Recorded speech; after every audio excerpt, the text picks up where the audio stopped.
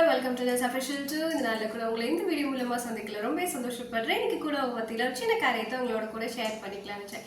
என்ன காரியம் அப்படின்னு பாத்தீங்கன்னா, ஒரு ஊர்ல ஒரு தேவாலயத்துல ஒவ்வொரு மணி வேலைக்கும் மணி அடிக்கிறதுக்காகவே ஒரு ஆள் அப்பாயின்மெண்ட் பண்ணி அந்த நபருக்கு சம்பளமும் கொடுத்து அந்த நபரு ஒரு 30 வருஷமா அந்த வேலையை செஞ்சுட்டு இருக்காரு.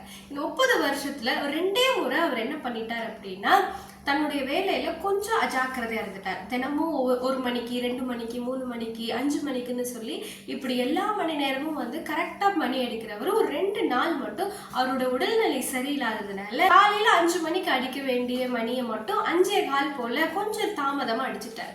அதனால அந்த பாதிரியார் என்ன பண்ணார் அப்படின்னா, இந்த மனுஷரை நீ இனிமேல் வேலைக்கு வர வேணாம், அவன் வேலையில நீ சரியா இல்லை அப்படின்னு சொல்லி அவரை வேலையை விட்டு தூக்கிட்டார். உடனே வேலையை விட்டு தூக்கிட்டாரு அப்படின்ற மன வருத்தத்துல இவர் என்ன பண்றதுன்னு தெரியாம ரொம்ப தூரம் நடந்து போனார்.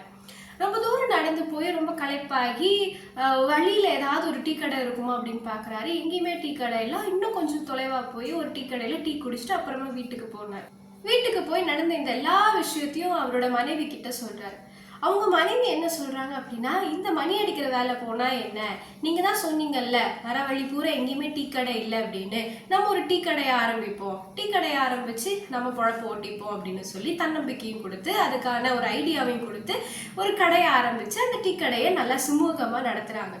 நாட்கள் நகர்ந்து செல்ல செல்ல செல்ல இந்த டீ கடைக்காரர், அதாவது மணி அடிச்சிட்டு இருந்தவர் இப்போ டீ கடைக்காரர் ஆயிட்டாரு. இந்த டீ கடைக்காரர் இப்போ நல்ல சம்பாதிக்க ஆரம்பிச்சு நிறைய பிரான்ச்சஸ் அவருக்காக அவர் உருவாக்கிக்க ஆரம்பிச்சுட்டார். ஒரு 10 ஆண்டுகளுக்கு அப்புறம் அந்த ஏரியாவிலேயே பெரிய பெரிய பணக்காரர்களுக்கான விருதுகளை கொடுக்கிற ஒரு நிகழ்ச்சி நடக்குது. அந்த நிகழ்ச்சிக்கு சிறப்பு விருந்தினரா அந்த கோயில் பாதிரியார் தான் வராரு. ஆனா நிகழ்ச்சியுடைய வெற்றியாளரா இந்த டீ கடைக்காரரை நியமிச்சிருக்காங்க. ஸோ வாழ்க்கையில் டெஸ்பரேட் சுச்சுவேஷன் வரும்போது, ஐயோ நான் என்ன பண்ண போறேனோ, அடுத்து எந்த நிலைக்கு நான் தள்ளப்பட போறேனோ, இந்த வேலையிலேயே நான் என்ன செய்ய போறேன், இந்த நிலைமைக்கு நான் வந்துட்டேனே நான் என்ன பண்ண போறேன் அப்படின்னு நீங்க புலம்புறதை நிறுத்திட்டு, இது நிமித்தம் நான் கர்த்தர் என்ன செய்ய போறாரு என் வாழ்க்கையில் அப்படின்னு நீங்க யோசிக்கும் பொழுது புதிய புதிய அத்தியாயங்கள் நம்மளுடைய வாழ்க்கையில துவங்கப்படும்.